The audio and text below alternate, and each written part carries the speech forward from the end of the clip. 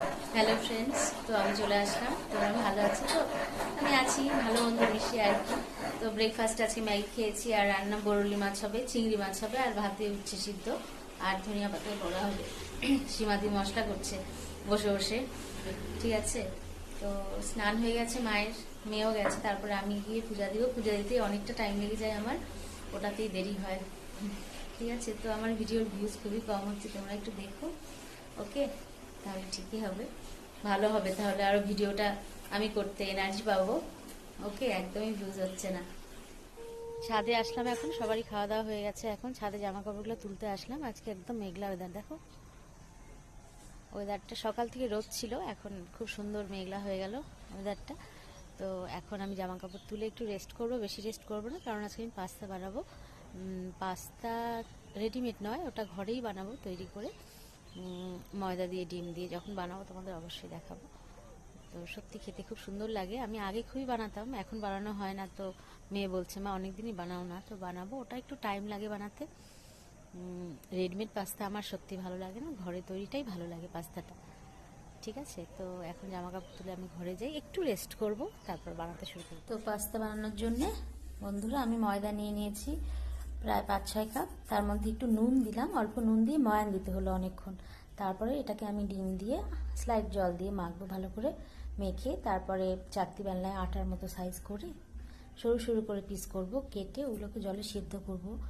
তারপরে জলের মধ্যে একটু সাদা তেলও দিতে হবে, আর একটু সস দিতে হবে, টমেটো কেচাপ দিয়ে পাস্তাগুলোকে ছেড়ে দিতে হবে। ভালো করে সিদ্ধ হয়ে গেলে তারপর আবার কড়াইয়ে সাদা তেল দিয়ে পেঁয়াজ দিয়ে টমেটো দিয়ে, অনেকগুলোই টমেটো লাগে, তারপরে সেটাকে আবার সুন্দর করে বানাতে হবে। ওকে, তো আমি এখন ডিম দিয়ে এটাকে মাখবো। তোমাদের তো দেখালাম ডিম দিয়ে মাখলাম, জল মানে সামান্য জল। এখন ওই ভালো করে মেখে একটা লেচি করে নিতে হবে অনেক বড় করে। ওকে, তো এটাকে যত পাতলা করা যায় করতে হবে,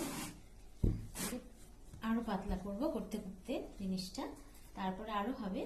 এই জিনিসটাকে সরু সরু করে কাটতে হবে, এর থেকেও সরু হবে কেটে।